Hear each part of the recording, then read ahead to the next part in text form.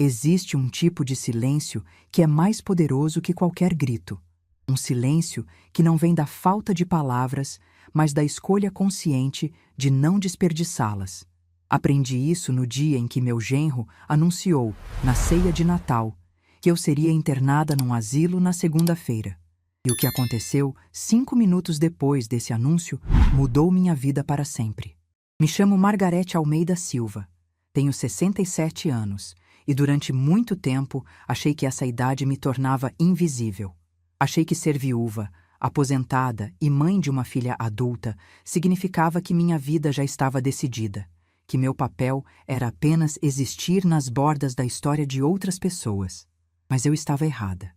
E essa é a história de como uma campainha, um advogado e uma decisão que tomei em silêncio me devolveram algo que eu havia perdido há muito tempo: minha dignidade. Era dia 24 de dezembro, véspera de Natal. Ribeirão Preto estava sufocante naquele final de ano, com aquele calor úmido que gruda na pele e torna tudo mais pesado. Eu havia passado o dia inteiro na cozinha, preparando a ceia de Natal, sozinha, como sempre. O peru tinha levado horas para assar. A farofa estava no ponto exato. O arroz à grega perfumava toda a casa. Tinha feito rabanada, salada de maionese, aquela sobremesa de abacaxi que minha filha Mariana sempre gostou. Gastei quase metade da minha aposentadoria naquele Natal. Comprei presentes para as crianças, para Mariana, até para André, meu genro. Um perfume importado que ele tinha mencionado semanas atrás. Achei que seria um gesto gentil. Achei que talvez, quem sabe, ele me visse de forma diferente, como alguém que se importa, como alguém que ainda existe. Arrumei a mesa com a toalha bordada que foi da minha mãe. Aquela toalha tinha mais de 50 anos, tinha passado por tantos natais, tantas ceias de família. Coloquei as velas nos castiçais de prata que ganhei no meu casamento. Ajeitei os guardanapos, verifiquei se os copos estavam sem manchas. Cada detalhe tinha sido pensado. Eu queria que fosse um Natal especial. Eu precisava que fosse. Às 8 da noite, todos sentaram à mesa. Mariana, minha filha de 35 anos, estava com aquela expressão cansada que se tornou permanente no rosto dela nos últimos anos. Ela mal olhou para mim quando sentou. André, meu genro de 37 anos, tinha aquele ar irritado de sempre, como se estar ali fosse um favor que ele estava fazendo. Isabela, minha neta de 4 anos, estava linda com o vestido vermelho que eu tinha dado de presente no aniversário dela. E Gabriel, meu netinho de 2 anos, estava inquieto na cadeirinha, querendo brincar com os enfeites da mesa. Comecei a servir. O peru estava perfeito, dourado, suculento. A farofa tinha aquele cheiro de bacon e uvas passas que sempre agrada. Coloquei comida no prato das crianças primeiro, depois no de Mariana, depois no de André. Servi a mim mesma por último, como sempre fiz. Era um ritual automático. Eu me servia por último porque era o que se esperava de mim. A mãe, a avó, a que cuida. O silêncio à mesa era pesado. Não era aquele silêncio confortável de uma família que está junta e tranquila. Era o silêncio de pessoas que não têm nada a dizer umas às outras. Ou pior, que têm muito a dizer, mas escolhem não dizer. Isabela foi a primeira a quebrar o silêncio. Ela olhou para mim com aqueles olhos grandes e disse que o peru estava gostoso. Eu sorri para ela, aquele tipo de sorriso que a gente dá quando uma criança nos traz um momento de luz no meio da escuridão. André olhou feio para a filha e disse para ela comer em silêncio. A menina abaixou a cabeça. Continuamos comendo. O barulho dos talheres contra os pratos era o único som na sala. Eu observava todos ali. Minha família. As pessoas pelas quais eu tinha dedicado minha vida inteira. Mariana, que eu criei sozinha depois que Fernando partiu. André, que eu acolhi na minha casa quando eles se casaram. As crianças que eu amava mais que tudo, mas que mal podiam ficar sozinhas comigo. Foi então que André largou os talheres. Não foi um movimento delicado. Foi um gesto brusco, proposital. Os talheres bateram no prato com um som metálico que fez Isabela se assustar. Ele limpou a boca com o guardanapo, jogou o pano na mesa e me olhou diretamente nos olhos. Dona Margarete, ele disse. Seu tom era o de alguém que estava prestes a anunciar uma decisão empresarial. Frio. Calculado. Decidimos. A senhora vai para um asilo na segunda-feira. Já escolhemos um lugar adequado. Não adianta discutir. O silêncio que se instalou naquele momento foi diferente de tudo que eu já tinha experimentado. Não era apenas ausência de som. Era como se o ar tivesse sido sugado da sala. Isabela parou com o garfo no ar, os olhos arregalados. Gabriel, que estava brincando com um pedaço de pão, ficou quieto. Mariana abaixou a cabeça, como sempre fazia quando André falava algo que a constrangia. E eu continuei mastigando. Peguei um pedaço de peru, coloquei na boca, mastiguei devagar. O gosto estava bom. Tinha ficado no ponto. Depois peguei um pouco de farofa. Continuei comendo como se nada tivesse acontecido. Como se meu genro não tivesse acabado de anunciar que eu seria descartada em 2 dias. Vi o desconforto crescer no rosto de André. Ele esperava que eu chorasse. Esperava que eu implorasse. Esperava drama, histeria, desespero. Mas eu não dei a ele essa satisfação. Porque naquele momento, algo em mim mudou. Algo que vinha se preparando há meses, talvez anos, finalmente se encaixou no lugar. Eu tinha planejado tudo, cada detalhe. E aquele momento, por mais doloroso que fosse, era exatamente o que eu estava esperando. Peguei meu guardanapo, limpei a boca delicadamente, dobrei o tecido com calma e olhei para André. Minha voz saiu firme, tranquila, quase suave. Entendo. Vocês tomaram uma decisão. Mais nada. Apenas isso. Mariana levantou os olhos para mim, surpresa. Acho que ela esperava que eu reagisse, que eu brigasse, que eu fizesse alguma coisa. Mas eu apenas voltei a comer. Peguei um pouco de salada de maionese e provei. Estava boa. Tudo estava bom. Eu tinha feito um bom trabalho naquela ceia. André trocou um olhar com Mariana. Ele estava visivelmente incomodado. Isso não estava indo como ele planejara. Ele tinha ensaiado essa cena na cabeça dele, tenho certeza. Tinha imaginado como eu reagiria, como ele responderia às minhas súplicas, como ele seria firme, mas compreensivo, com a pobre velha que não tinha outro lugar para ir. Mas eu estraguei o roteiro dele. Continuamos comendo em silêncio. Um silêncio que agora tinha uma qualidade diferente. Não era mais só desconforto, era tensão, era expectativa. Era como se todos estivessem esperando que algo acontecesse, mas não sabiam o quê. Isabela, com aquela inocência brutal das crianças, perguntou baixinho: "Vovó vai embora? Por quê?" Mariana foi rápida em desviar a atenção da menina. Falou para ela terminar de comer, que depois teriam sobremesa. Mas a pergunta ficou pairando no ar. Por quê? Por que a avó tinha que ir embora? Por que a família estava fazendo isso com ela? Gabriel começou a choramingar. Ele sentia a tensão mesmo sem entender. Mariana pegou o menino no colo, tentando acalmá-lo. Eu ofereci ajuda, mas ela recusou com um gesto de mão. Claro, eu não era adequada para cuidar das crianças. Eu não tinha energia. Eu não tinha capacidade. Eu só era adequada para cozinhar, limpar e pagar as contas da casa. Os 5 minutos que se seguiram foram os mais longos da minha vida. Cada segundo parecia durar uma eternidade. O som dos talheres contra os pratos ecoava pela sala de jantar. O relógio de parede que tinha sido do Fernando fazia tic-tac, tic-tac, tic-tac. Gabriel soluçava baixinho no colo da Mariana. Isabela empurrava a comida no prato, sem apetite. E eu comia, calmamente, metodicamente, como se aquele fosse apenas mais um jantar de Natal. Então, exatamente às 8h15 da noite, a campainha tocou. Ding-dong. Todos pararam. As cabeças viraram em direção à porta. O som da campainha tinha sido tão inesperado, tão fora de contexto, que por um momento ninguém reagiu. André foi o primeiro a se mexer. Ele olhou para Mariana com irritação. Quem é a essa hora? No meio da ceia? Mariana deu de ombros. Ela não sabia.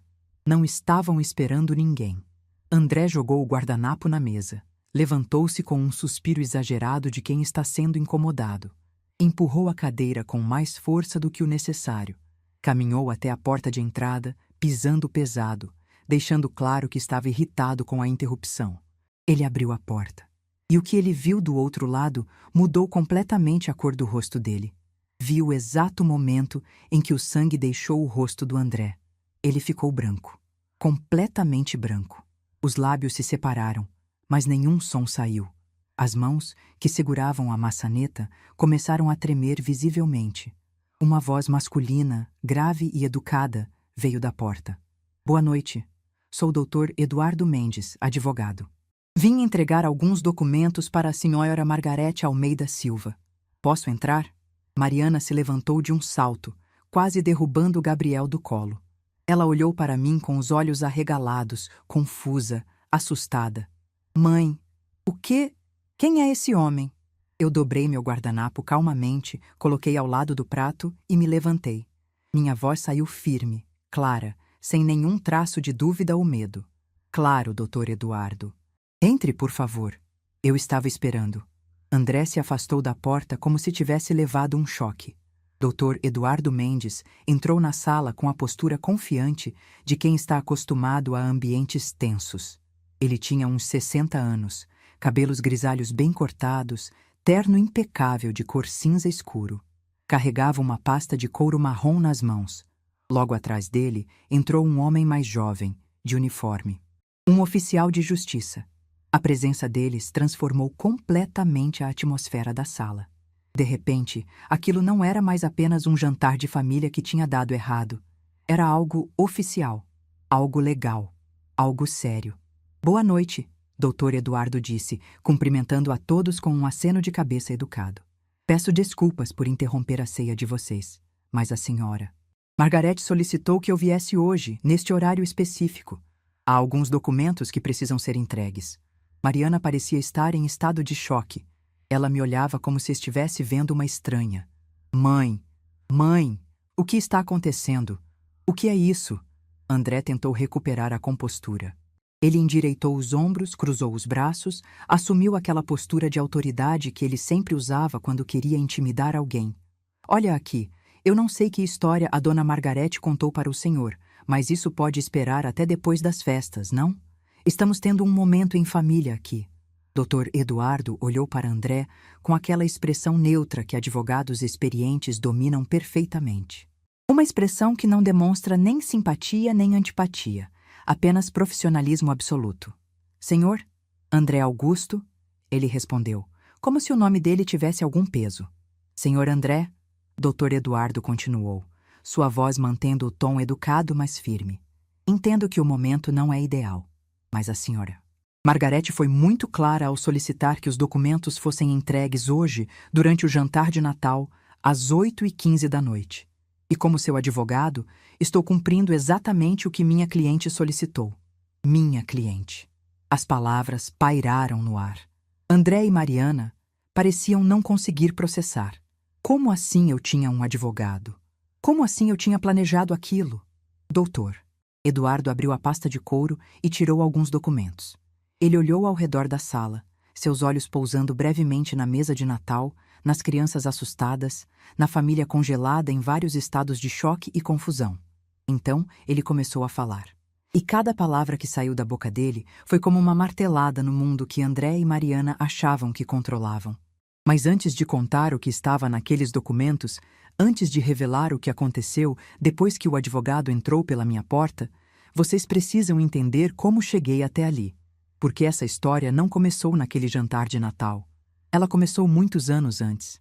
Começou no dia em que percebi que, na minha própria casa, eu havia me tornado invisível. E que se eu não fizesse algo, desapareceria completamente. E o que eu fiz mudou tudo. Dr. Eduardo Mendes colocou a pasta de couro sobre a mesa de jantar, bem ao lado do peru que eu tinha passado a manhã inteira preparando. Suas mãos eram firmes, precisas, enquanto organizava os documentos. André estava de pé, tentando manter aquela postura de homem no controle, mas eu via o tremor nas mãos dele. Mariana segurava Gabriel no colo, os olhos indo de mim para o advogado, tentando entender o que estava acontecendo.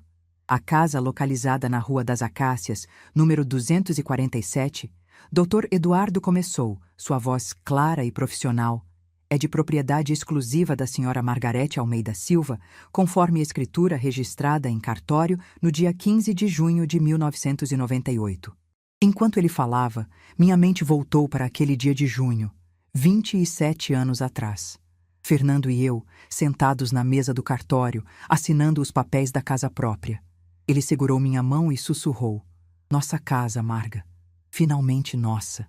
Eu tinha 40 anos. Ele tinha 42. Tínhamos economizado durante 10 anos para dar aquela entrada. A casa não era grande, não era luxuosa, mas era nossa. Fernando morreu naquela casa 13 anos depois. Espera, espera. André levantou a mão, tentando interromper. Eu sei que a casa está no nome dela. Óbvio que eu sei. Mas somos família. A gente mora aqui há 8 anos. 8 anos, ele mesmo confirmou. 8 anos durante os quais aquela casa deixou de ser minha e se tornou deles. 8 anos durante os quais eu fui me tornando uma intrusa no único lugar que deveria me pertencer. Dr. Eduardo não se abalou com a interrupção. Continuou como se André não tivesse falado. O fato de residirem no imóvel não altera os direitos de propriedade. A senhora Margarete é a única titular legal. Foi numa terça-feira de março que Fernando partiu. Eu me lembro porque era dia de feira no bairro, e ele tinha prometido me acompanhar para carregar as sacolas. Estávamos assistindo ao jornal depois do jantar, quando ele levou a mão ao peito.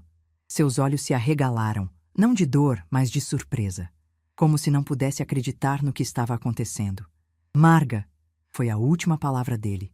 Ele tentou se levantar, deu 2 passos em direção à cozinha e desabou. O som do corpo dele batendo no chão foi o som mais alto que já ouvi na vida. Parecia que o mundo inteiro tinha caído junto. Parada cardíaca fulminante. Foi o que o médico do SAMU disse quando chegou.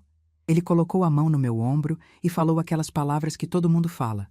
Ele não sofreu. Foi rápido. Como se rapidez tornasse a ausência mais suportável. Fiquei viúva aos 54 anos. Mariana tinha 22 e estava no último ano da faculdade de nutrição.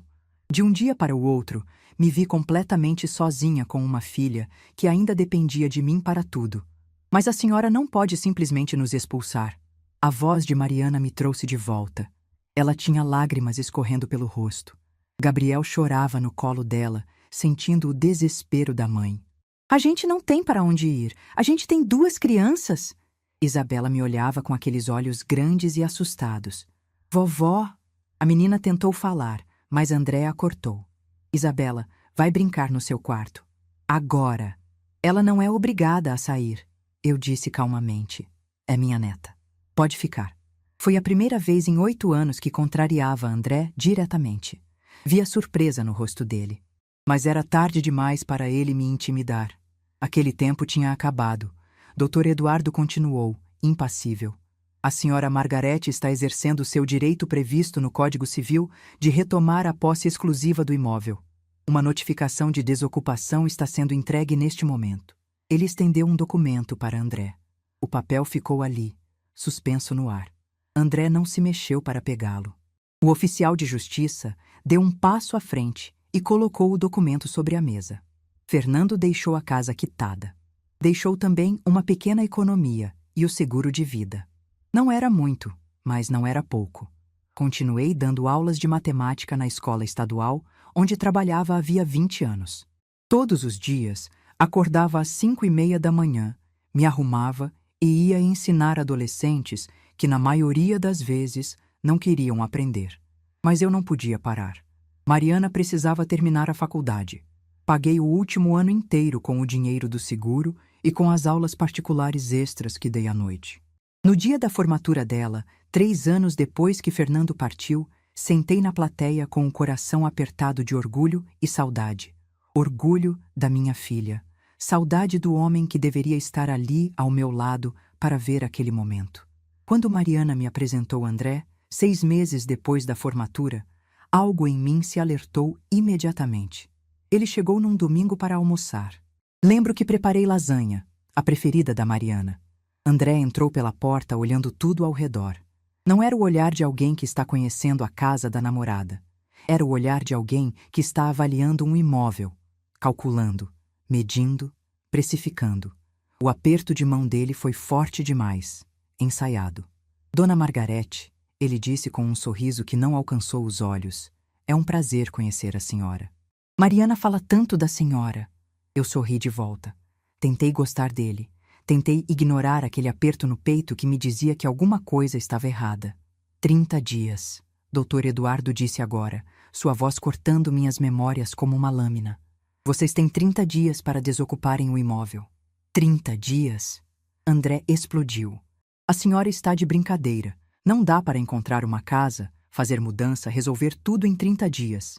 O senhor me deu até segunda-feira, eu disse calmamente. 2 dias para eu arrumar minha vida inteira.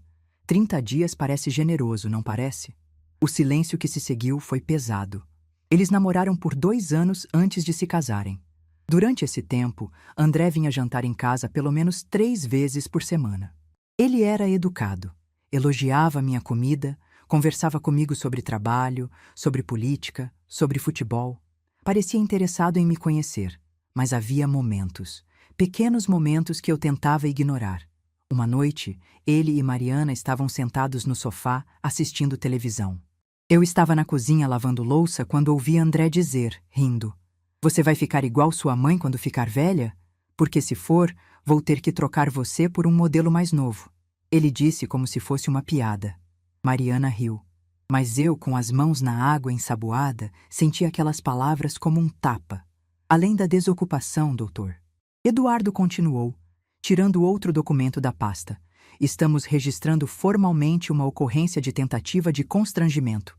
"Que constrangimento?" André avançou um passo. "Do que vocês estão falando?" "A tentativa de enviar a senhora Margarete, contra sua vontade expressa, para uma instituição de longa permanência, pode configurar constrangimento ilegal, conforme artigo 146 do Código Penal." Artigo 146. Constrangimento ilegal. Pena de 3 meses a 1 ano. Eu tinha decorado aquele artigo. Tinha lido dezenas de vezes durante as consultas com o Dr. Eduardo. Precisava saber exatamente em que base legal estava pisando. Quando Mariana e André anunciaram o noivado, ofereci minha casa para morarem. Não porque eles pediram, mas porque parecia o certo a fazer. Eram jovens, estavam começando. Precisavam economizar. E eu, que tinha ficado tantos anos sozinha naquela casa depois que Fernando partiu, achei que seria bom ter companhia novamente. "Vocês podem morar aqui quanto tempo for necessário", eu disse naquele dia, com um sorriso genuíno. "Até se estabelecerem." Mariana me abraçou forte. "Obrigada, mãe. Você é a melhor mãe do mundo." Aquele abraço foi a última vez que senti que minha filha realmente me via. Eles se mudaram 3 semanas depois do casamento. No começo, realmente parecia que ia funcionar. Dividíamos as tarefas da casa. Jantávamos juntos. Conversávamos. Eu contava histórias sobre Fernando para André, tentando fazê-lo parte da família. Ele escutava, fazia perguntas, parecia interessado. Mas cerca de 6 meses depois, as coisas começaram a mudar. "Isso é ridículo." André estava vermelho agora. A voz dele tinha subido 2 oitavas. "Eu não forcei nada. Eu só fiz uma sugestão. A gente estava tentando pensar no melhor para ela." "Não adianta discutir", eu disse, repetindo as palavras exatas dele. "Não foram essas suas palavras meia hora atrás, André?" Foi Mariana quem trouxe o assunto pela primeira vez. Uma tarde, ela entrou na cozinha enquanto eu preparava o jantar. Sentou-se à mesa e ficou me olhando por um tempo antes de falar. "Mãe", ela começou, hesitante. "André e eu estávamos conversando, e a gente acha que talvez seja a hora de você pensar em simplificar sua vida." "Simplificar?" Eu tinha as mãos na massa do bolo, mas parei para olhar para ela. "É que..." Ela não conseguiu me olhar nos olhos. "Você trabalha tanto, se cansa tanto. E existem lugares muito bons, sabe? Lugares onde você teria tudo organizado, não precisaria se preocupar com casa, comida, nada." Demorou alguns segundos para eu entender o que ela estava sugerindo. "Você está falando de um asilo." "Não é asilo, mãe. É residencial para pessoas da terceira idade. São lugares lindos, modernos. Você teria companhia da sua idade, atividades. Eu tenho 57 anos, Mariana. Não estou morta. Ainda trabalho. Ainda dirijo. Ainda..." "Eu sei, mãe." A voz dela saiu irritada agora. "André só acha que seria melhor para você. Para todos nós. Para todos nós. Não para mim. Para todos nós. Como se eu fosse um problema que precisava ser resolvido." "Senhora Margarete", Dr. Eduardo disse, se dirigindo a mim diretamente agora. "A senhora gostaria de acrescentar algo antes de eu prosseguir?" Eu olhei para Mariana. Para minha filha, que tinha crescido naquela casa, que tinha aprendido a andar naquele corredor, que tinha comemorado todos os aniversários naquela sala, que eu tinha criado sozinha, com todo o amor que tinha no peito. Só uma coisa, eu disse calmamente. Quero que minha filha saiba que eu não estou fazendo isso por raiva. Estou fazendo porque finalmente entendi que amor não pode ser mendigado. Dignidade não é opcional. E ninguém, nem mesmo família, tem o direito de me tornar invisível na minha própria vida. Isabela nasceu 4 anos atrás numa manhã de primavera. Eu estava na sala de espera do hospital quando Mariana entrou em trabalho de parto. Fiquei ali durante 8 horas, andando de um lado para o outro, rezando, esperando. Quando finalmente me deixaram entrar, Mariana estava na cama com o bebê nos braços, André ao lado dela. Os pais dele do outro lado, a irmã dele tirando fotos. Eu fiquei na porta, esperando alguém me notar. Foram necessários 5 minutos até Mariana olhar na minha direção. Oi, mãe! Quer conhecer a Isabela? Querer? Eu tinha passado 8 horas esperando. Tinha rezado cada minuto. Tinha imaginado aquele momento desde que soube da gravidez. Mas disse apenas, claro, filha, e me aproximei. Segurei Isabela por exatos 3 minutos antes de André dizer, melhor não cansar o bebê, né? Deixa ela descansar. E pegou minha neta de volta. Dr. Eduardo abriu outra pasta, menor. Desta tirou um objeto pequeno, um gravador digital. A senhora. Margarete, ele disse colocando o aparelho sobre a mesa, com muita prudência, documentou a conversa desta noite. Vi o sangue sumir do rosto de André. Mariana me olhou com uma expressão que eu nunca tinha visto antes. Era algo entre choque e medo. A senhora... Ela começou, mas não conseguiu terminar. Eu gravei, eu disse simplesmente. Cada palavra, cada gesto, tudo. Isso é ilegal, André praticamente gritou. Gravar uma conversa sem consentimento é crime. Dr. Eduardo manteve a calma. No estado de São Paulo, é legal gravar conversas das quais você participa, desde que seja para proteger seus próprios direitos. A senhora Margarete estava protegendo seus direitos fundamentais. Ele apertou o play. A voz de André encheu a sala. Dona Margarete, decidimos. A senhora vai para um asilo na segunda-feira. Já escolhemos um lugar adequado. Não adianta discutir. Seguiu-se minha resposta, calma, serena. Entendo. Vocês tomaram uma decisão. Dr. Eduardo pausou a gravação.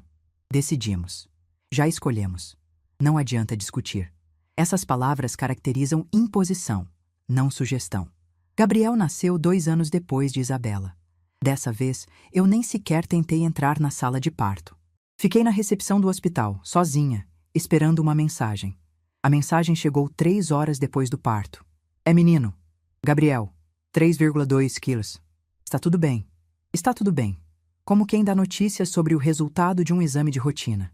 Mas houve um momento, 2 semanas antes daquele Natal, que quase mudou tudo. Quase desisti. Quase guardei o telefone do advogado e aceitei meu destino. Foi numa manhã de domingo. Acordei cedo e fui fazer café. André estava na cozinha, o que era raro. Geralmente ele dormia até tarde nos fins de semana. Ele me viu e pela primeira vez em anos sorriu. Um sorriso que parecia genuíno. Dona Margarete, ele disse, com uma voz suave que eu não conhecia. Senta aqui. Vamos conversar. Eu me sentei, desconfiada.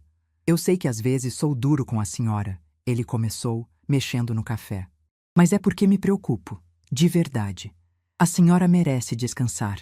Merece não ter preocupações. Aqueles lugares para idosos que a gente estava falando são bons, de verdade. A senhora teria cuidados, companhia, tudo organizado. Ele falava olhando nos meus olhos. Parecia sincero. Por um segundo. Um único segundo maldito. Eu quase acreditei. Quase peguei o telefone e cancelei a reunião que tinha com o doutor Eduardo naquela tarde. Quase. Então, ele adicionou, voltando a mexer no café. E seria bom para Mariana também. Ela se estressa tanto se preocupando com a senhora. Não comigo, com o incômodo que eu causava. E foi ali que eu soube. Não podia vacilar. Não podia recuar. Porque aquela conversa não era sobre me ajudar. Era sobre me remover. Como a senhora pôde fazer isso? André me olhava agora com ódio puro. Nos gravar? Nos trair assim? Eu não traí ninguém, eu respondi calmamente. Eu me protegi. Há uma diferença. Dr. Eduardo guardou o gravador. Os documentos ficam com os senhores. Meu cartão está junto. Qualquer dúvida, entrem em contato com meu escritório. 30 dias. Ele se preparou para sair. O oficial de justiça o acompanhou. Eles caminharam até a porta. Antes de sair, doutor. Eduardo se virou para mim e acenou com a cabeça. Um gesto de respeito. A porta fechou. E nós 4 ficamos ali. Eu, Mariana, André. E as crianças, testemunhas silenciosas do desmoronamento da única família que conheciam. Mãe, Mariana tentou mais uma vez. Por favor. Eu me levantei, peguei meu prato, levei até a pia, lavei com calma. Cada movimento era deliberado, controlado. Meu. Depois fui até meu quarto. Fechei a porta, deitei na cama. E pela primeira vez em 8 anos, dormi sem medo. Porque tinha descoberto algo fundamental. Silêncio não é fraqueza, é escolha. E às vezes, a escolha mais poderosa que podemos fazer é parar de implorar por um lugar que já nos pertence. Acordei na manhã seguinte às 6 da manhã, como sempre. A luz de dezembro entrava pela janela do meu quarto, quente e clara. Fiquei deitada por alguns minutos, olhando para o teto, ouvindo os sons da casa. Vozes abafadas vindo do quarto de Mariana e André. Gabriel chorando. Isabela pedindo café da manhã. Sons de uma família em crise. Levantei-me, vesti meu hobby e fui até a cozinha. Fiz café. O cheiro encheu a casa, como sempre enchia. Coloquei pão na torradeira. Tirei a manteiga da geladeira. Movimentos automáticos de décadas de rotina. André apareceu na porta da cozinha. Parecia não ter dormido. Os olhos estavam vermelhos, o cabelo despenteado. Ele me olhou como se estivesse vendo uma estranha. A senhora realmente vai fazer isso, ele disse. Não era uma pergunta, era uma constatação. Eu coloquei manteiga no pão, calmamente. Sim. Ele ficou ali parado, esperando que eu dissesse mais alguma coisa. Esperando que eu explicasse, que eu me justificasse, que eu voltasse atrás. Mas eu não disse nada. Apenas mastiguei meu pão e tomei meu café. Depois de 1 minuto, ele voltou para o quarto. Mas aquela decisão, aquela calma toda, não tinha sido construída da noite para o dia. Tinha sido construída ao longo de meses. Meses de planejamento cuidadoso, meses de decisões tomadas em silêncio. Tudo começou há 3 anos, quando me aposentei. Era uma sexta-feira de abril, quando assinei os papéis da aposentadoria. 35 anos lecionando matemática. 35 anos acordando às 5:30 da manhã. 35 anos tentando ensinar adolescentes desinteressados sobre equações e geometria. A diretora da escola fez uma festa pequena para mim. Bolo, refrigerante, algumas professoras amigas. Foi tudo muito gentil. Mas quando cheguei em casa naquela tarde, me senti estranha, vazia, como se tivesse perdido meu propósito. Entrei pela porta e a casa estava em silêncio. André e Mariana trabalhando. As crianças na creche. Fui até meu quarto, sentei na cama e chorei. Não de tristeza, mas de alívio, porque pela primeira vez em décadas eu não precisava acordar cedo no dia seguinte. Não precisava corrigir provas, não precisava fingir entusiasmo por coisas que deixaram de me importar há anos. Mas o alívio durou pouco. 2 dias depois, André veio conversar comigo. Dona Margarete, ele disse, sentando-se à mesa da cozinha onde eu tomava café.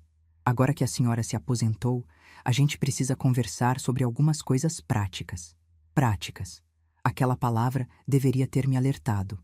A casa é grande para 3 adultos, ele continuou. E com as crianças crescendo, a gente vai precisar de mais espaço. A gente estava pensando... Talvez seja a hora da senhora pensar em algo menor, mais adequado para a sua idade.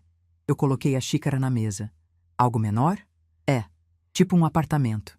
Ou até um desses lugares para aposentados. São muito bons hoje em dia. A senhora teria tudo organizado, não precisaria se preocupar com nada. Levantei-me da cadeira naquela manhã, lavei minha xícara, sequei, guardei. Vou pensar sobre isso, eu disse. E comecei a pensar de verdade.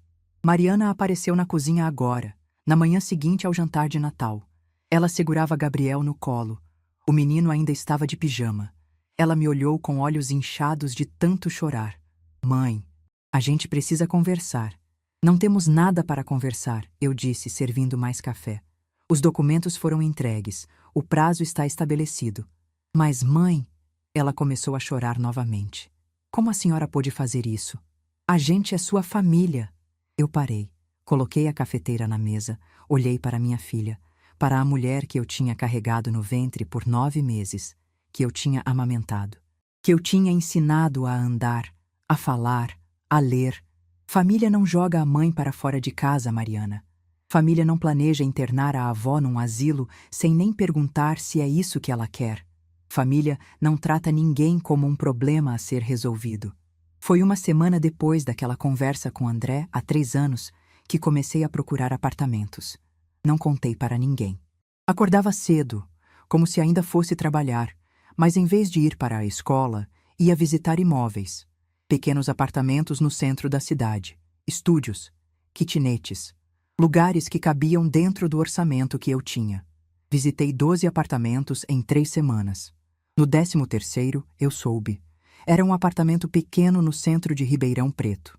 10º andar de um prédio antigo, mas bem conservado. Tinha uma sala, um quarto, uma cozinha americana e um banheiro. 50 metros quadrados de espaço que seria completamente meu. A corretora que me acompanhava era uma mulher jovem, de uns 30 anos. Enquanto me mostrava o apartamento, ela falava sem parar sobre localização, valorização, infraestrutura. Mas eu não estava prestando atenção. Estava parada na varanda pequena, olhando a cidade lá embaixo. As pessoas andando, os carros passando, a vida acontecendo. E pela primeira vez em anos, me senti livre. Quanto? Eu perguntei. A corretora parou de falar e me disse o valor. Era exatamente o que eu tinha economizado ao longo dos últimos anos. Cada centavo que sobrava da minha aposentadoria. Cada valor das aulas particulares que ainda dava esporadicamente. Eu compro, eu disse. A senhora não quer pensar um pouco mais? A corretora pareceu surpresa. Ver outros imóveis, comparar. Não, eu compro este. À vista. Foi a primeira decisão que tomei apenas para mim em décadas. Mas a senhora não pode morar aqui, Mariana disse agora, olhando ao redor da cozinha como se a estivesse vendo pela primeira vez. A senhora sempre morou aqui. É a sua casa. Era, eu corrigi. Era minha casa. Até vocês decidirem que eu não pertencia mais a ela.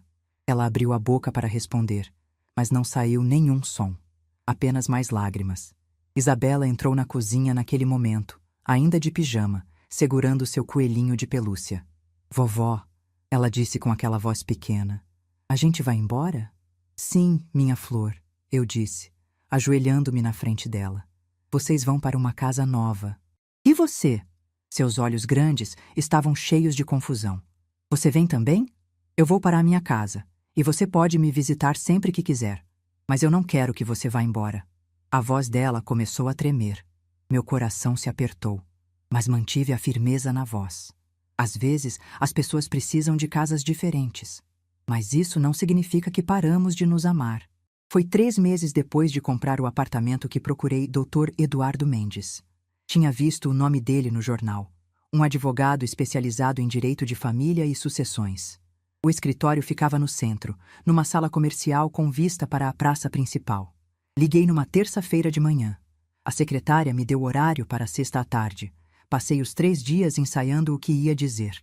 Como ia explicar a situação sem parecer melodramática. Como ia pedir ajuda sem parecer fraca. Mas quando sentei na frente do Dr. Eduardo naquela sexta-feira, ele não me deixou ensaiar nada. Conte-me sua história, ele disse simplesmente. Do começo. E eu contei. Tudo. A morte de Fernando. A chegada de André. Os anos de humilhação sutil. Os planos deles de me mandar para um asilo. O apartamento que tinha comprado em segredo. Quando terminei, ele ficou em silêncio por alguns segundos. Depois perguntou. A casa está em seu nome? Sim. Sempre esteve. E o apartamento também está em seu nome? Sim. Ele se recostou na cadeira. Então a senhora tem todos os direitos legais ao seu favor. A questão não é se pode fazer algo. A questão é o que você quer fazer. Quero proteger minha dignidade, eu disse. E foi assim que começamos a planejar. 30 dias. André disse agora, entrando na cozinha. Ele tinha tomado banho, se vestido. Tentava recuperar alguma aparência de controle. A gente não consegue encontrar uma casa, fazer mudança, resolver tudo em 30 dias. Vai ter que conseguir, eu disse calmamente, servindo café para Isabela. A senhora está sendo cruel. A voz dele tinha uma raiva contida, fria. Eu parei. Olhei para ele, e pela primeira vez não abaixei os olhos. Cruel é planejar se livrar de alguém no meio da noite. Cruel é tratar um ser humano como um móvel velho. Cruel é fazer uma mulher se sentir invisível na própria casa durante 8 anos. Não venha me falar de crueldade, André. Dr. Eduardo passou 3 sessões apenas me ouvindo, fazendo perguntas, tomando notas. No nosso quarto encontro, ele apresentou um plano. A senhora tem o direito legal de retomar a casa, ele disse, documentos espalhados sobre a mesa. Mas precisa ser feito corretamente. Notificação formal, prazo adequado, tudo documentado. E quanto ao asilo? Eu perguntei. Eles podem me forçar? Absolutamente não. A senhora está em plenas condições mentais e físicas. Ninguém pode interná-la contra sua vontade. Mas, ele hesitou. Seria bom ter provas de que eles tentaram. Provas, gravações, testemunhas, e-mails, mensagens, qualquer coisa que documente a tentativa de constrangimento. Foi quando comecei a prestar atenção, real atenção, a cada conversa, cada insinuação, cada comentário. Mas eu nunca gravei nada. Até aquele Natal. 2 semanas antes do Natal, quase perdi tudo. Foi numa tarde de terça-feira. Eu tinha ido ao centro resolver algumas coisas no banco. Quando voltei, André estava no meu quarto. Ele tinha minha bolsa aberta na cama, estava mexendo nela. Procurando algo? Eu perguntei da porta. Ele se virou rapidamente, o rosto corado. A senhora deixou a bolsa aberta. Eu só ia o quê? Meu coração estava disparado, mas minha voz saiu calma. Nada. Desculpa. Ele largou a bolsa e saiu rapidamente. Minha bolsa estava aberta, mas eu tinha certeza que tinha fechado antes de sair. Dentro dela estavam documentos do apartamento, papéis do advogado, o cartão de Dr. Eduardo. Se André tivesse procurado com mais cuidado, teria encontrado tudo. Foi quando soube que precisava acelerar o plano. Na semana seguinte, fui a uma loja de eletrônicos no shopping. Um lugar grande, movimentado, onde ninguém me conhecia. Procuro um gravador, eu disse ao vendedor, um rapaz jovem de uns 20 e poucos anos. Para gravar aulas? Ele perguntou, me mostrando alguns modelos. Algo assim, eu menti. Precisa ser discreto. Pequeno. Ele me mostrou um gravador digital do tamanho de um isqueiro. Grava até 8 horas. Memória interna. Bateria de longa duração. Levo este, eu disse. Quando saí da loja com aquele aparelho no bolso, senti um misto de poder e medo. Poder porque finalmente tinha uma arma. Medo porque sabia que usar aquela arma mudaria tudo para sempre. Vocês sabem quanto custa aluguel? André estava dizendo agora, a voz subindo. Vocês sabem o quanto a gente vai ter que pagar? Eu sei exatamente quanto custa, eu respondi. Porque eu paguei esta casa durante anos. Sozinha. Depois que Fernando morreu. Trabalhando todos os dias. E nunca cobrei 1 centavo de aluguel de vocês. Mas nós somos família. Ele bateu a mão na mesa. As xícaras tremeram. Isabela se assustou e começou a chorar. Mariana pegou a filha no colo. Mãe, por favor, olha o que você está fazendo com as crianças. Eu não estou fazendo nada com as crianças, eu disse calmamente. Vocês é que decidiram fazer este drama na frente delas. Vocês é que decidiram usar minhas netas como escudo emocional. Na manhã de 24 de dezembro, véspera de Natal, acordei às 5 da manhã. Não consegui dormir a noite inteira. Fiquei deitada pensando em tudo o que tinha planejado, em tudo o que estava prestes a acontecer. Levantei-me, tomei banho, me arrumei, vesti um vestido simples, mas bonito, azul marinho. O mesmo vestido que tinha usado na formatura de Mariana. Fui até a cozinha e comecei a preparar a ceia. O peru, a farofa, o arroz, as saladas. Trabalhei durante horas. Cada movimento era automático, mas minha mente estava longe. Estava pensando no gravador que tinha escondido na gaveta do meu quarto. Estava pensando na ligação que tinha feito para Dr. Eduardo 2 dias antes. Véspera de Natal, às 8h15 da noite, eu tinha dito: ele vai dizer algo. E eu preciso que o senhor esteja pronto. O senhor tem certeza? Dr. Eduardo tinha perguntado. Natal é um dia delicado. Por isso mesmo, é quando ele vai se sentir mais confortável, mais no controle. É quando ele vai falar sem pensar. E foi exatamente o que aconteceu. Agora, na manhã do dia 26, olhei para André e Mariana ali na minha cozinha. Olhei para as crianças confusas. Olhei para a casa onde tinha vivido por quase 30 anos. E não senti nada além de alívio. Vocês têm 29 dias, eu disse, olhando o relógio na parede. Sugiro que comecem a procurar apartamentos hoje mesmo. O mercado de aluguel está aquecido nesta época do ano. A senhora vai se arrepender disso, André disse, a voz baixa e ameaçadora. Um dia você vai precisar da gente. E não vamos estar aqui. Eu sorri. Foi um sorriso genuíno, talvez pela primeira vez em anos. André, eu disse suavemente, eu nunca tive vocês realmente aqui. Tive 2 pessoas morando na minha casa, usando meu espaço, gastando meu dinheiro, mas nunca tive família. Então não posso perder o que nunca tive. Ele não tinha resposta para isso. Peguei minha xícara, lavei, sequei, guardei.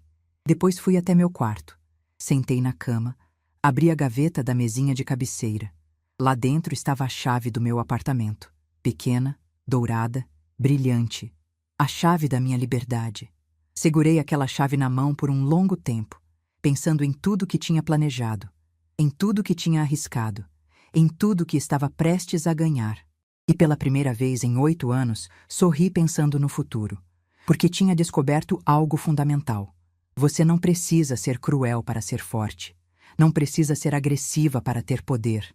Às vezes, a maior força está em simplesmente parar de aceitar migalhas. Às vezes, a maior revolução é silenciosa.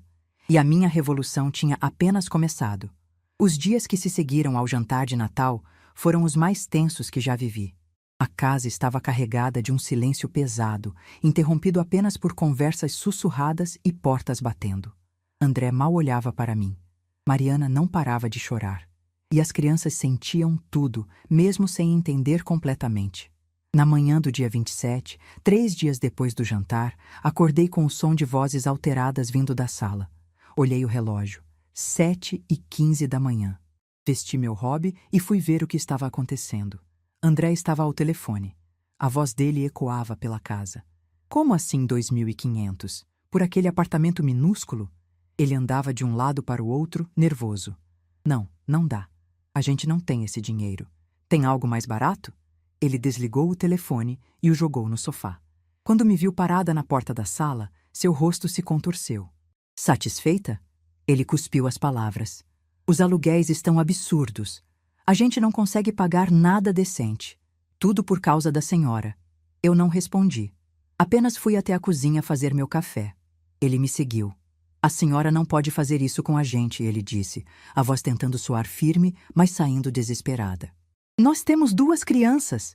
Isabela vai começar na escola no ano que vem. Gabriel ainda é bebê. Como a gente vai explicar para eles que precisamos mudar por causa da avó? Expliquem a verdade. Eu disse calmamente, colocando água para ferver. Que vocês tentaram se livrar da avó e ela se defendeu. Isso é distorcer tudo. A voz dele subiu 1/8. A gente não queria se livrar da senhora. A gente queria o melhor para a senhora. No melhor para mim não incluiria minha opinião? Eu me virei para olhá-lo. Virei-me de frente para aquele homem que tinha controlado minha casa, minha vida, durante 8 anos. Vocês decidiram meu futuro sem me consultar. Tomaram uma decisão definitiva sobre minha vida e esperavam que eu simplesmente aceitasse. Isso não é cuidado, André. Isso é controle. Mas a gente ia escolher um lugar bom. Um lugar onde eu estaria longe de vocês, eu completei. Onde eu não atrapalharia mais. Onde eu seria problema de outra pessoa. Ele não conseguiu argumentar, porque era exatamente isso. 2 dias depois, no dia 29, recebi a visita de pessoas que eu não esperava. Eram os pais de André. Dona Margarete, o pai dele, disse quando abri a porta. Ele era um homem alto, de uns 60 anos, com o mesmo jeito arrogante do filho. Podemos entrar? Precisamos conversar sobre essa situação toda. Essa situação toda. Como se fosse um mal-entendido. Como se fosse algo que podia ser resolvido com uma conversa. Mas deixei eles entrarem. Curiosidade, talvez. Ou vontade de ver até onde iam. Sentaram-se na sala. A mãe de André, uma mulher bem vestida, olhava ao redor com aquela expressão de quem está avaliando tudo. Olha, o pai dele começou. A gente entende que houve um desentendimento. André nos contou tudo. E a gente acha que talvez tenha havido uma falha de comunicação. Falha de comunicação, eu repeti. Interessante. Eu achei que decidimos. A senhora vai para um asilo na segunda-feira. Não adianta discutir. Era bem claro. A mãe de André suspirou. Dona Margarete, André é nervoso. Às vezes fala coisas sem pensar. Mas no fundo, ele se importa com a senhora. Se importa tanto que planejou me internar contra minha vontade. Não era internação. O pai de André bateu a mão no braço da poltrona. Era um residencial. Lugar bom, caro até. A gente ia ajudar a pagar. Sem me perguntar se era isso que eu queria, eu disse calmamente. Houve um silêncio. Então a mãe dele tentou outra abordagem. E as crianças? A senhora não pensa nas crianças? Isabela e Gabriel vão sofrer com essa mudança. Vão perder a casa onde cresceram. As crianças vão sofrer porque os pais delas tomaram decisões erradas, eu respondi. Não porque a avó se defendeu. Mas a senhora tem condições de morar sozinha? O pai de André perguntou. E havia algo na voz dele que me alertou. Na sua idade? Não seria mais seguro ter alguém por perto? Tenho 67 anos, não 90, eu disse friamente. Dirijo. Faço compras. Cozinho. Limpo. Pago minhas contas. Estou em plenas condições físicas e mentais. Qualquer insinuação contrária será rebatida com laudos médicos, se necessário. Vi o momento em que eles entenderam. Eu não era uma velha confusa que podia ser manipulada. Era uma mulher que tinha se preparado para cada argumento. Eles saíram meia hora depois, sem ter conseguido nada. Foi no dia 2 de janeiro, uma semana após o Natal, que Mariana tentou a última cartada emocional. Ela entrou no meu quarto sem bater. Eu estava organizando algumas roupas, separando o que levaria para o apartamento. Mãe, ela disse, a voz tremendo. Eu preciso te contar uma coisa. Sentou-se na minha cama. As mãos tremiam. Eu estou grávida. Meu coração deu um salto. Olhei para ela, tentando ler seu rosto, tentando ver se era verdade ou manipulação. 3 meses, ela continuou. Descobri antes do Natal, mas não tinha contado para ninguém ainda. E agora? Agora a gente vai ter que mudar, procurar apartamento, se preocupar com dinheiro. Tudo isso grávida, por causa da senhora. Ela começou a chorar, soluços que sacudiam o corpo inteiro. E por um momento, apenas um momento, senti minha resolução vacilar. Porque era minha filha, porque ela estava grávida, porque seria meu terceiro neto. Mas então lembrei. Lembrei de todas as vezes que Mariana tinha ficado em silêncio quando André me humilhou. Lembrei de todas as vezes que ela concordou que eu deveria simplificar minha vida. Lembrei que ela tinha concordado com o plano de me mandar para um asilo. Parabéns pela gravidez, eu disse calmamente. Mas isso não muda nada, Mariana. Vocês ainda têm 22 dias para sair. Como a senhora pode ser tão fria? Ela me olhou com raiva agora. Seu próprio neto. Seu próprio sangue. Meu próprio sangue que vocês queriam afastar de mim, eu respondi. Meu próprio sangue que eu mal podia segurar no colo. Não venha me falar de família agora, Mariana. Vocês perderam esse direito. Ela saiu do quarto batendo a porta. E eu voltei a organizar minhas roupas, as mãos tremendo, o coração apertado, mas a decisão inabalada. No dia 10 de janeiro, vi André carregar caixas para dentro de um caminhão de mudança. Eles tinham encontrado um apartamento, menor, mais caro, mais longe do trabalho deles. Mas era o que conseguiram no prazo. Fiquei na varanda assistindo. Não com satisfação, mas com a certeza de que tinha feito o correto. Dona Márcia, minha vizinha, apareceu ao meu lado. Segurou minha mão. Você foi muito forte, ela disse baixinho. Muita gente não teria coragem. Não foi coragem, eu respondi. Foi necessidade. Quando você não tem escolha, descobre forças que não sabia que tinha. Vi Isabela sendo colocada no carro. Ela olhou para mim pela janela. Levantou a mãozinha, acenando. Eu acenei de volta, o coração se partindo, mas não recuei. À tarde, quando o caminhão saiu, a casa ficou em silêncio. Um silêncio diferente. Não era mais o silêncio pesado da tensão. Era o silêncio do vazio. Entrei. Andei pelos cômodos. O quarto que era de Mariana e André estava vazio. O quarto das crianças, vazio. A sala, vazia de tudo que era deles. Pela primeira vez em 8 anos, a casa era só minha de novo. Sentei-me no sofá. Naquele mesmo sofá onde tinha sentado com Fernando para assistir televisão por décadas. Naquele mesmo sofá onde tinha ninado Mariana bebê. E chorei.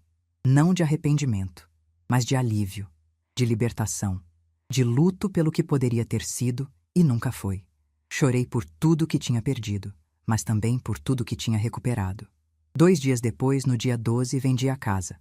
O comprador era um casal jovem, com um bebê. Eles adoraram a casa. Ofereceram o preço que pedi sem pechinchar. Quando assinamos o contrato no cartório, a mulher me olhou e disse: "A senhora deve ter tantas memórias aqui." "Muitas", eu respondi. "Boas e ruins. Mas é hora de vocês criarem as suas." E foi. No dia 15 de janeiro, 3 semanas após aquele jantar de Natal, me mudei para meu apartamento. Levei apenas o essencial: roupas, livros, fotografias, a toalha bordada da minha mãe, o relógio que foi do Fernando. Dona Márcia me ajudou. Ela carregou caixas, organizou a cozinha, montou minha cama. Quando terminamos, já era noite. Sentamos na varanda pequena do apartamento, olhando a cidade lá embaixo. "Como você se sente?" ela perguntou. "Livre", eu respondi. Pela primeira vez em anos, livre. Foi 3 dias depois da mudança que Mariana apareceu. Toquei a campainha do apartamento às 3 da tarde. Quando abri a porta, ela estava lá, sozinha, sem André, sem as crianças. "Posso entrar?" ela perguntou, a voz pequena. Deixei. Ela entrou, olhou ao redor. O apartamento era pequeno, mas eu tinha organizado com carinho. Tinha flores na mesa, tinha fotos nas paredes, tinha luz entrando pelas janelas. "É bonito aqui", ela disse baixinho. "Obrigada." Houve um silêncio longo. Então ela falou: "Eu sinto muito." Eu não respondi. Apenas esperei. "Eu deveria ter te defendido." Ela continuou, as lágrimas começando a cair. "Deveria ter dito não quando André sugeriu o asilo. Deveria ter percebido o quanto a gente te magoou. Mas eu não quis ver. Era mais fácil concordar com ele do que enfrentar." Ela olhou para mim. "Era mais fácil te perder do que arriscar meu casamento." Aquela confissão, por mais dolorosa que fosse, era a verdade. "Você me escolheu", eu disse calmamente. "Escolheu seu marido, escolheu sua conveniência, escolheu não enxergar. E eu tive que me escolher, porque ninguém mais ia fazer isso por mim." "Eu sei", ela sussurrou. "Eu sei. E eu entendo se você nunca me perdoar." "Perdoar não é o problema, Mariana", eu disse. "O problema é confiar. Você quebrou algo em mim. E não sei se isso pode ser consertado. Mas podemos tentar?" Ela perguntou desesperada. "Com tempo? Podemos pelo menos tentar?" Olhei para minha filha, para a mulher que eu tinha criado, para a mãe das minhas netas e do bebê que estava crescendo dentro dela. "Podemos", eu disse finalmente. "Mas será diferente. Será nos meus termos, com meus limites, com meu ritmo." Ela acenou com a cabeça, limpando as lágrimas. "E as crianças?" ela perguntou. "Elas perguntam por você todos os dias." Meu coração se apertou. "Pode trazê-las para me visitar, mas com horário marcado. E com respeito. Isso não é negociável." "Está bem", ela disse. "Está bem." Ela ficou mais alguns minutos. Tomamos café. Conversamos sobre coisas superficiais. O tempo, o trânsito, a gravidez. Quando ela saiu, abracei-a na porta. Não era o abraço de antes. Não era o abraço de mãe e filha que compartilham tudo. Era o abraço de 2 mulheres tentando encontrar um novo caminho. Mas era um começo. Naquela noite, sozinha no meu apartamento, fiz chá de camomila. Sentei na varanda, olhei as luzes da cidade. E pela primeira vez em 8 anos, não senti que estava escondida no meu próprio quarto. Não senti que estava tentando ocupar menos espaço. Não senti que estava sobrando. Senti que estava exatamente onde deveria estar. Peguei meu celular e liguei para Dr. Eduardo. Ele atendeu no segundo toque. "Alô, Dona Margarete. Como está se sentindo?" "Livre, Dr. Eduardo", eu disse. completamente livre. Ele riu do outro lado da linha. A senhora foi muito corajosa. Não é fácil fazer o que a senhora fez. Não foi coragem, eu disse, repetindo o que tinha dito para Dona Márcia. Foi sobrevivência. Mas obrigada. Por tudo. Foi um prazer ajudá-la a recuperar sua vida, ele disse. Quando desliguei, olhei ao redor do meu apartamento. Pequeno, simples, mas completamente meu, e entendi algo fundamental. Liberdade não é ter muito espaço. É ter o espaço que você escolhe. Dignidade não é ser amado, é ser respeitado. E força não é gritar. É saber quando o silêncio diz mais que 1000 palavras. Aquele jantar de Natal tinha destruído uma família, mas tinha construído algo novo, algo mais honesto, algo mais real. E pela primeira vez em décadas, eu estava vivendo minha própria vida. Não a vida que outros esperavam de mim. Não a vida que era conveniente para outros. Minha vida, nos meus termos, com minha dignidade intacta. E isso valia mais que qualquer casa, qualquer reconciliação fácil, qualquer ilusão de família perfeita. Porque tinha aprendido a lição mais importante. Você não pode controlar como as pessoas te tratam, mas pode controlar quanto tempo você permite que isso continue. E meu tempo de aceitar migalhas tinha acabado. Os primeiros meses no meu apartamento foram como aprender a respirar de novo. Acordava de manhã e por alguns segundos ficava desorientada, procurando os sons que costumavam marcar minhas manhãs. O choro de Gabriel, os passos pesados de André, as reclamações sobre café frio. Mas havia apenas silêncio. Meu silêncio. E aos poucos, aprendi que silêncio não é vazio. É espaço. Espaço para pensar, para sentir, para ser. Foram 6 meses até André aparecer de novo. Era uma tarde de maio. Eu estava na varanda lendo quando a campainha tocou. Quando abri a porta, ele estava lá. Mais magro, mais velho, cansado. Posso entrar? Ele perguntou, sem aquela arrogância de antes. Deixei, mais por curiosidade do que por generosidade. Ele entrou, olhou ao redor do apartamento, viu as plantas que eu tinha colocado perto da janela, as fotos nas paredes, os livros organizados na estante pequena. É acolhedor aqui, ele disse, como se a palavra lhe custasse esforço. Obrigada. Houve um silêncio longo. Ele mexia as mãos, nervoso. Eu vim pedir desculpas. Ele disse finalmente. De verdade. Não porque Mariana me mandou, mas porque eu finalmente entendi o que fiz. Olhei para ele, esperando. Eu tratei a senhora como se fosse um problema, ele continuou, a voz falhando. Como se fosse um peso. E não era. A senhora estava na sua própria casa, pagando suas próprias contas, vivendo sua própria vida. E eu quis te apagar. Porque era mais fácil do que reconhecer que estávamos vivendo às suas custas. Aquela confissão me pegou de surpresa. Não pelas palavras, mas pela sinceridade nelas. Você sabe por que fez isso? Eu perguntei. Ele pensou por um longo tempo. Porque eu cresci achando que pessoas mais velhas eram peso. Meus pais sempre falavam dos avós deles como fardo. E quando casei com Mariana e viemos morar aqui, eu trouxe isso comigo. Mas estava errado. E demorei muito para ver. Você machucou profundamente, André. Eu disse calmamente. Não apenas a mim, mas à sua esposa, aos seus filhos. Você ensinou suas crianças que idosos são descartáveis. Eu sei, ele disse, e havia lágrimas nos olhos dele agora. E estou tentando desfazer isso. Isabela pergunta por você todos os dias, e eu conto histórias sobre você, sobre como você é forte, sobre como você nos ensinou dignidade. Isso não apaga o que aconteceu, eu disse. Eu sei, mas é um começo? Olhei para aquele homem que tinha tentado me apagar e vi algo diferente. Não perdão imediato, mas possibilidade. É um começo, eu concordei. Ele saiu poucos minutos depois, mas algo tinha mudado. Não em mim, mas na possibilidade de reconstrução. Foi 3 semanas depois que Mariana me ligou. Eram 2 da manhã. Mãe, ela disse, a voz tensa. Estou em trabalho de parto. Você pode vir? Meu coração disparou. Vesti-me em 5 minutos. Peguei um táxi. Cheguei no hospital em 15 minutos. Mariana estava na sala de parto. André ao lado dela. Quando me viram entrar, algo nos olhos deles mudou.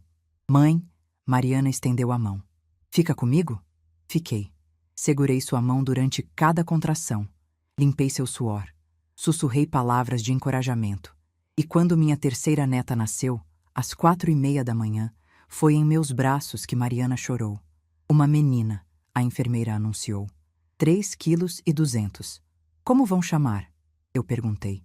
Mariana olhou para André. Ele assentiu. Beatriz, ela disse, em homenagem à minha avó, sua mãe. Meu coração se apertou, porque aquele nome carregava história, carregava memória, carregava um pedido silencioso de perdão. É lindo, eu disse, segurando o bebê pela primeira vez. Bem-vinda, Beatriz. Naquela maternidade, às 5 da manhã, algo se curou. Não completamente, mas o suficiente para recomeçar. Os meses seguintes foram de reconstrução lenta. Mariana me visitava toda semana com as crianças. Isabela corria para meus braços quando chegava. Gabriel, agora com 2 anos e meio, aprendia a me chamar de vovó de novo. E Beatriz crescia nos meus colos, nos domingos de manhã. Mas eu tinha estabelecido limites, claros, firmes. Eles vinham quando eu convidava. Não apareciam sem avisar. Respeitavam meus horários, minha rotina, meu espaço, e funcionava. André também mudou. Não da noite para o dia, mas aos poucos. Parou de fazer comentários sobre idade. Começou a pedir minha opinião sobre coisas. Me incluía em decisões familiares, em vez de simplesmente anunciar. Não éramos uma família perfeita, mas éramos uma família honesta. Com o dinheiro da venda da casa, fiz escolhas que a Margarete de antes nunca teria coragem de fazer. Viajei. Fui para o litoral em junho. Fiquei uma semana inteira numa pousada em frente ao mar. Todos os dias acordava e caminhava na praia. Sentia a areia nos pés, o sol no rosto, o vento no cabelo. Conheci outras pessoas ali. Dona Célia, uma senhora de 72 anos que estava viajando sozinha pelo Brasil. Seu Arnaldo, viúvo de 68 anos que tinha comprado uma Kombi e estava percorrendo o país. Cada um tinha uma história. Cada um tinha escolhido liberdade em vez de resignação. Em agosto fui para as montanhas, Campos do Jordão. Fiquei num hotel pequeno, li livros que sempre quis ler, tomei chocolate quente todas as tardes e cada viagem era uma declaração. Eu existo, eu mereço, eu escolho. Mas não gastei tudo comigo. Em setembro, comecei trabalho voluntário numa ONG que cuidava de idosos em situação de vulnerabilidade. Uma vez por semana, ia até o centro de convivência e passava a tarde com eles. Conversava, ouvia histórias, jogava dominó, ajudava com pequenas coisas. Foi lá que conheci seu Joaquim, um senhor de 80 anos que tinha sido abandonado pelos filhos numa rodoviária. Dona Rosa, que passou 3 anos no asilo até uma sobrinha distante a resgatar. Seu Mário, cujos filhos nunca visitavam, mas ligavam sempre que precisavam de dinheiro. Cada história era um espelho, um lembrete do que eu tinha evitado. E com parte do dinheiro da casa, criei um pequeno fundo. Todo mês doava uma quantia para a ONG, para reformas, para atividades, para a dignidade. Porque tinha aprendido que liberdade sem propósito é vazia. E que o melhor uso da força é ajudar outros a encontrarem a deles. Foi num domingo de outubro, 8 meses depois daquele Natal, que Mariana veio me visitar sozinha. Sentamos na varanda com café e bolo. Beatriz dormia no carrinho ao lado. Mãe, ela começou, hesitante. Eu queria te perguntar uma coisa. Pode perguntar. Por que você não desistiu? Ela me olhou nos olhos. Teve tantos momentos em que você poderia ter recuado. A gravidez, as crianças, mas você não desistiu. Por quê? Porque desistir significaria aceitar que eu não tinha valor, eu respondi. Significaria ensinar minhas netas que mulheres devem se diminuir para serem amadas. Significaria dizer que está tudo bem ser tratada como peso. Ela ficou em silêncio, processando. E você me perdoou? Ela perguntou, a voz pequena. Estou no caminho, eu disse honestamente. Perdão não é esquecer, Mariana. É escolher não deixar a mágoa me aprisionar. Mas confiança. Confiança se reconstrói devagar. Eu vou passar o resto da vida reconstruindo, ela disse, lágrimas escorrendo. Juro. Peguei sua mão. Eu sei que vai. Hoje, quando olho para trás, vejo claramente. Aquele jantar de Natal não destruiu minha família. Revelou o que ela realmente era e me deu chance de construir algo novo, algo baseado em respeito, não em obrigação, em escolha, não em sacrifício. Agora, aos 68 anos, tenho uma vida que é verdadeiramente minha. Meu apartamento, meus horários, minhas escolhas, minhas viagens, meu trabalho voluntário. Vejo minhas netas regularmente, mas em condições que me respeitam. Isabela vem tomar café comigo aos sábados. Gabriel me ajuda a regar as plantas. Beatriz cresce sabendo que tem uma avó forte, não submissa. E Mariana e eu estamos reconstruindo. Lentamente, com verdade. André me respeita, não porque se tornou santo, mas porque aprendeu que não tem escolha, que dignidade não é negociável. Há 3 semanas, num domingo de manhã, Isabela me perguntou algo que me marcou. Vovó, ela disse enquanto tomávamos chocolate quente, por que você não mora mais com a gente? Eu abaixei para ficar na altura dos olhos dela. Porque às vezes as pessoas precisam de casas separadas para se amarem melhor, eu expliquei. Quando todo mundo tem seu próprio espaço, as visitas ficam mais especiais. E você é feliz aqui? Ela olhou ao redor do apartamento. Muito feliz, minha flor. Porque esta casa é escolha minha. Ela pensou por um momento. Então sorriu. Quando eu crescer, vou ter minha própria casa também. E você pode me visitar. Meu coração se encheu. Porque naquela frase estava tudo. Independência, escolha, dignidade. Eu tinha ensinado mais do que imaginava. Ontem à noite, sentada nesta mesma varanda, olhando as luzes da cidade, fiz um balanço. Perdi uma casa, mas ganhei minha vida. Perdi a ilusão de família perfeita, mas ganhei relações honestas. Perdi o papel de mãe sacrificial, mas ganhei o título de mulher digna. E se pudesse voltar àquela noite de Natal, faria tudo exatamente igual, porque aprendi que silêncio pode ser a resposta mais poderosa.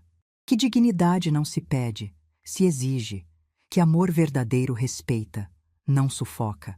Que nunca é tarde para escolher você mesma. E que quando uma campainha toca no momento certo, não traz apenas um advogado, traz a possibilidade de recomeçar, de ser vista, de existir plenamente. Hoje tenho 68 anos. Não sei quantos anos ainda terei, mas sei que cada dia que tenho pela frente será vivido nos meus termos. Com minha dignidade intacta, com minhas escolhas respeitadas. E isso, descobri, vale mais que qualquer coisa. Se essa história tocou seu coração, deixe seu like, se inscreva no canal e comente aqui embaixo. No meu lugar, o que você faria? Sua mensagem pode iluminar o dia de alguém.